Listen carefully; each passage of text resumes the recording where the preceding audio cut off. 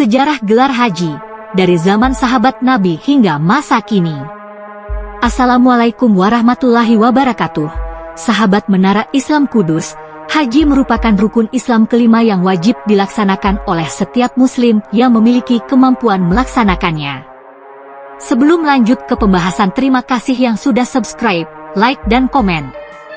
Karena untuk melaksanakan haji memerlukan biaya yang tidak murah dan juga menuntut kemampuan yang tidak mudah. Acap kali kaum muslim menganggap ibadah ini sebagai ibadah paling istimewa dan memiliki tempat tersendiri di hati kaum muslim khususnya di Indonesia. Hal itu terlihat dari panggilan haji yang disematkan bagi orang yang pernah melakukan ibadah tersebut. Sejarah mencatat, sesudah ibadah haji disyariatkan, Rasulullah Shallallahu Alaihi Wasallam hanya berhaji satu kali, yakni haji wada. Hal ini menjadi dasar bahwa haji yang diwajibkan hanyalah satu kali seumur hidup. Riwayat juga menyebutkan bahwa semua nabi dan rasul pernah melaksanakan ibadah haji. Demikian pula dengan para sahabat, tabi'in, dan generasi ulama sesudahnya. Dikisahkan bahwa kebanyakan di antara mereka melaksanakan ibadah haji karena merupakan rukun Islam. Menarik untuk dikaji bahwa mereka para generasi salaf tidak pernah tercatat diberikan gelar haji.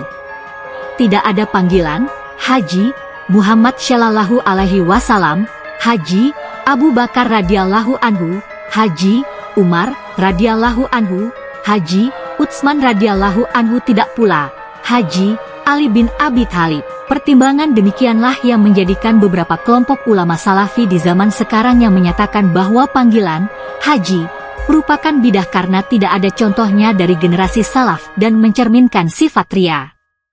Pemberian gelar haji dimulai pada tahun 654 Masehi, di mana pada saat itu di kota Mekah sedang terjadi pertikaian yang mengganggu keamanan kota Mekah, sehingga bagi orang yang akan melaksanakan haji perlu persiapan yang sangat ekstra sampai harus membawa peralatan ibarat lengkap hendak pergi ke medan perang. Sekembalinya mereka dari ibadah haji, mereka disambut dengan upacara kebesaran bagaikan menyambut pahlawan yang pulang dari medan perang, dan dielu-elukan dengan sebutan, "Ya Haj, Ya Haj." Maka berawal dari situ, setiap orang yang pulang haji diberi gelar haji. Gelar haji nyatanya tidak hanya digunakan di Indonesia, tetapi juga digunakan di negara-negara lain dengan penyesuaian bahasa lokal mereka. Dalam bahasa Farsi dan Pashto ditulis haji, bahasa Yunani, Rci, Albania, Hashi, Kurdi, Heci, Serbia, Bosnia, Kroasia, atau Hadi, Turki, Hak, Hausa, Al-Haji, dan bahasa Romania, Hagiu. Di beberapa negara, gelar haji dapat diwariskan turun-temurun sehingga menjadi nama keluarga seperti Hadi Osmanovi dalam bahasa Bosnia yang berarti Bani Haji Usman alias anak Haji Usman.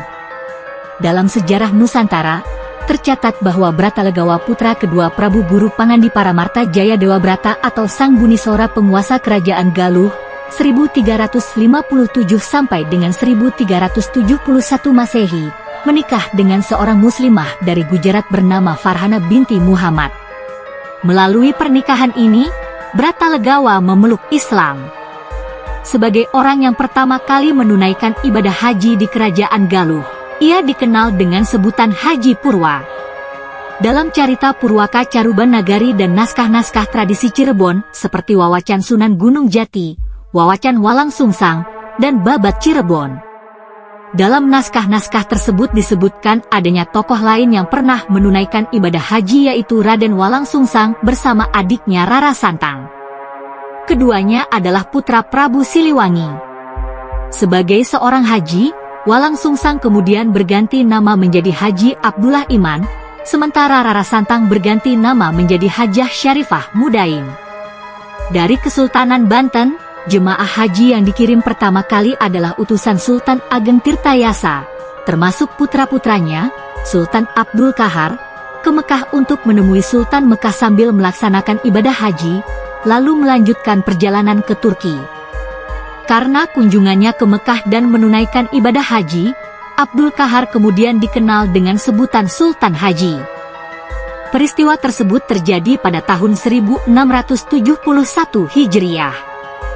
pada masa pemerintahan Hindia Belanda. Pemberian gelar haji sengaja dilakukan oleh pihak kolonial sebagai pengenalan bagi mereka yang telah melaksanakan ibadah haji dan tentunya mendapatkan pengalaman berinteraksi dengan bangsa-bangsa luar.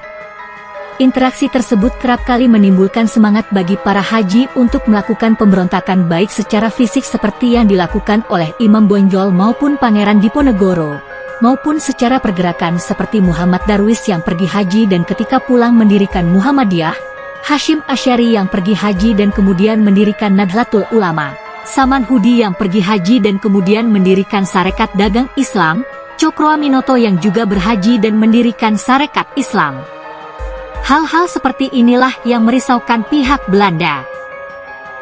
Maka salah satu upaya Belanda untuk mengawasi dan menjaga aktivitas serta gerak-gerik ulama-ulama ini adalah dengan mewajibkan penambahan gelar haji di depan nama orang yang telah menunaikan ibadah haji dan kembali ke tanah air.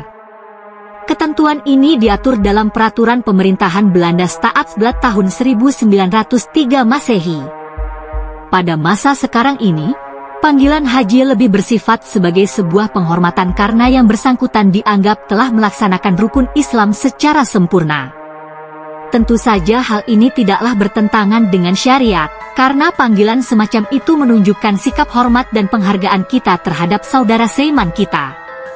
Anjuran untuk saling menghargai seperti itu sangat jelas sebagaimana dikemukakan oleh Imam Al-Ghazali dalam risalahnya berjudul Al-Adab Fid Din dalam Majmu'ah Rasail Al-Imam Al-Ghazali, Kairo, Al-Maktabah Et-Taufiqiyah, halaman 444, sebagai berikut. Adab berteman, yaitu, menunjukkan rasa gembira ketika bertemu, mendahului beruluk salam, diam ramah dan lapang dada ketika duduk bersama, juga melepas saat teman berdiri, memperhatikan saat teman berbicara dan tidak mendebat ketika sedang berbicara, menceritakan hal-hal yang baik, tidak membicarakan pembicaraan dan memanggil dengan nama yang disenangi. Demikian sahabat Menara Islam Kudus, sejarah gelar haji, dari zaman sahabat Nabi hingga masa kini, semoga bermanfaat untuk umat. Wa'allahu a'lam bishawab.